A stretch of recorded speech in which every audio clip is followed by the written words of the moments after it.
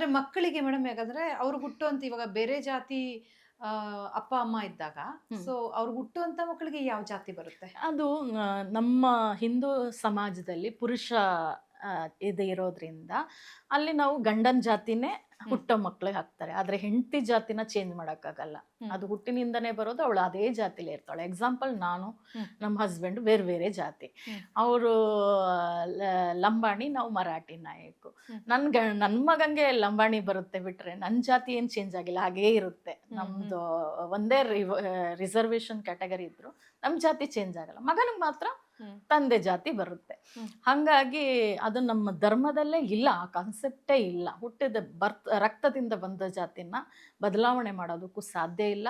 ಮತ್ತೆ ಬೇರೆ ಧರ್ಮದವ್ರನ್ನ ನಮ್ಮ ಧರ್ಮಕ್ಕೂ ಮತಾಂತರ ಮಾಡೋ ಕಾನ್ಸೆಪ್ಟೇ ಇಲ್ಲ.